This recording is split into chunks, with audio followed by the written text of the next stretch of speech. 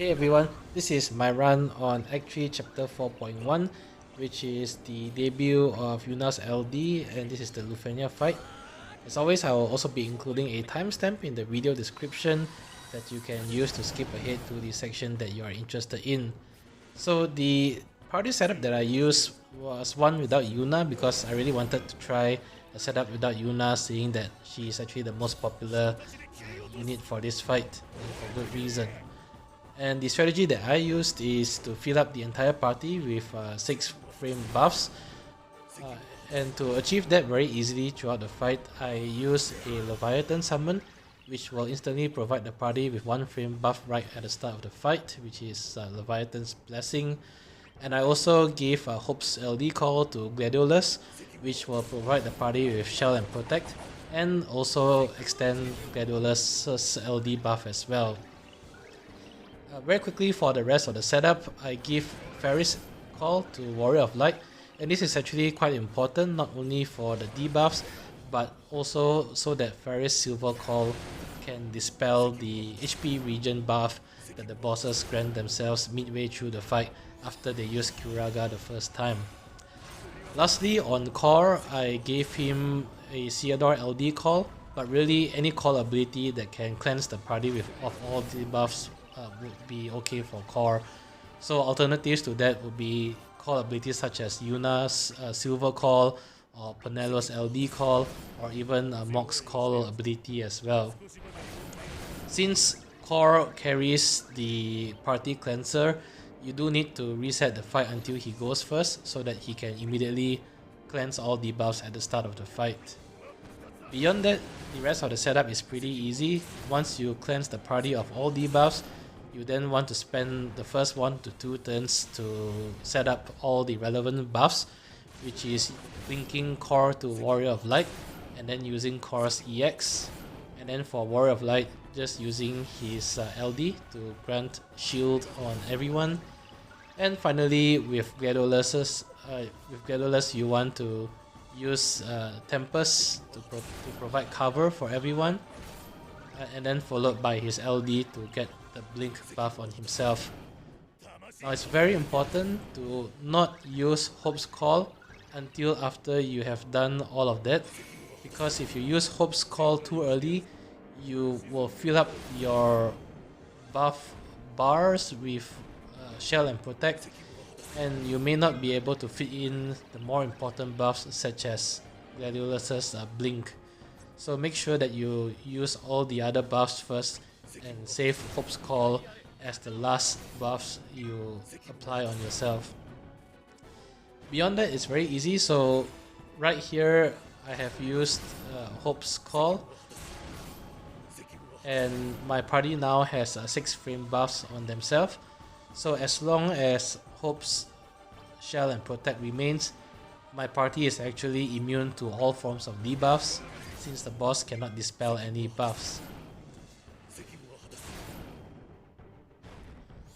Now I also made the decision not to use any of Ferris' Call right at the start of the fight, and the main reason for that is at the start of the fight is actually when the boss's defense are at its lowest, because they actually buff their stats at the 79 and 49% HP threshold, as with every Lufenia fight. So I decided to actually save Ferris' Call ability for the later parts of the fight, because you wouldn't have much issue getting damage through right at the start. Notably also, Gladiolus' counter does provide a nice 40% defense down, so that is actually enough for the start of the fight to deal damage roughly at an adequate level.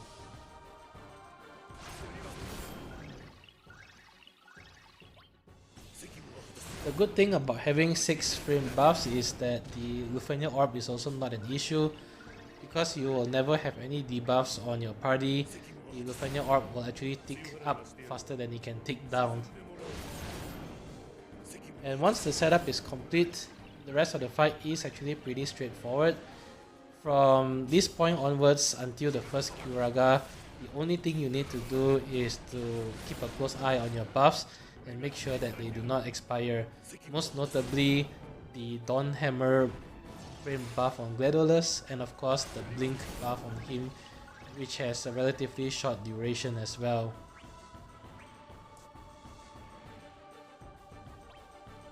Once setup is complete with 6 frame buffs and Warrior of Light's shields, you really cannot die from anything in this fight any longer. Gladio has his blink buff up, which actually reduces all brave damage he takes to 0, and that means the shield will pretty much last forever on him so long as his LD buff is up. Warrior of Light and Cor has their defenses buffed because Cor has used his buff on Warrior of Light, and that actually provides both of them an 80% defense up, so their shields are pretty fat as well. This makes it very easy for you to upkeep the shield, and you will have no problem keeping the shield healthy each time Warrior of Light gets his turn.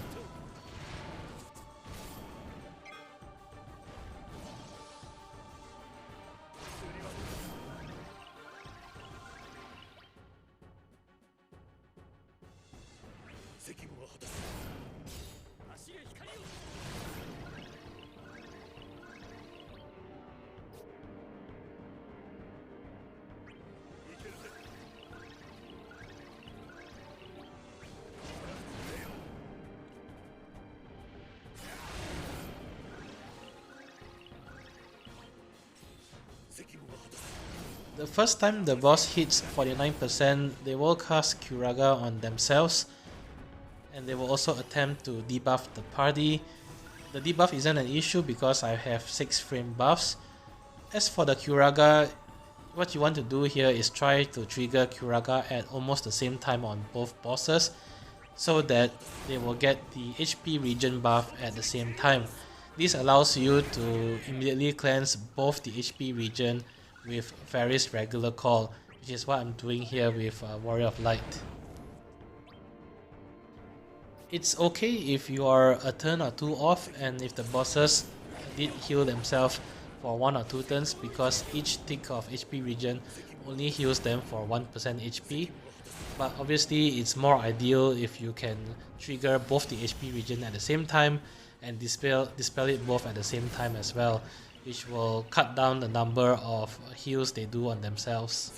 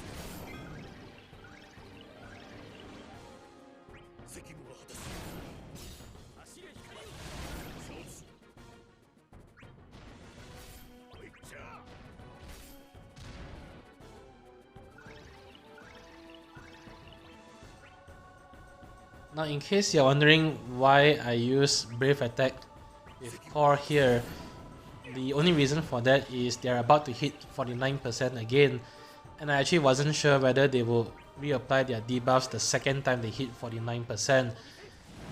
It was dangerous for me because Warrior of Light actually had one of his buff expire, and I needed to wait a little bit more to reapply Shell and Protect with Hope's Call.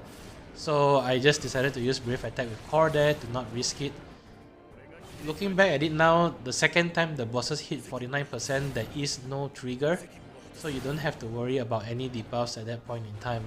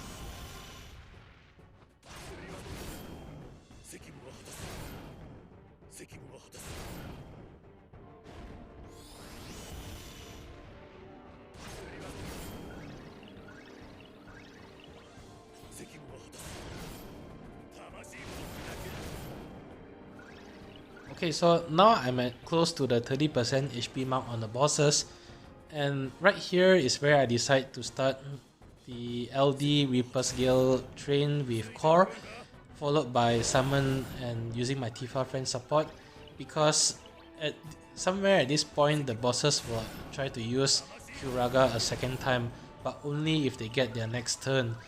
I wasn't sure what actually triggers the second Curaga, and I actually didn't want to risk it because it will then be another 20% HP that I need to slog through.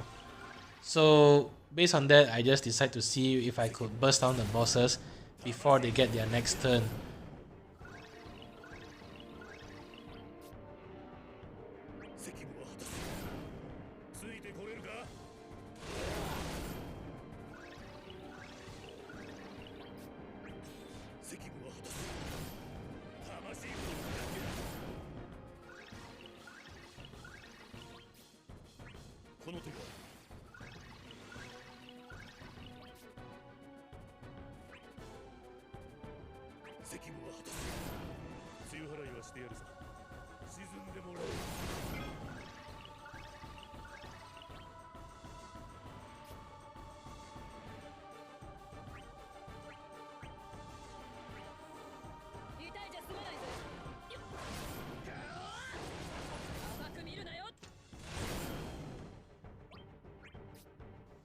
So since I'm about to bring in the Tifa friend support and summon, this is also where I use Ferris LD call, but really I think it's a waste. I could have benefited from it if I used it a couple of turns earlier. So here on Gladiola's turn is where I swap him out. I think he's the best character to swap out, because Warrior of Light can actually still battery the entire party, and Cor of course is needed to chain himself to Tifa.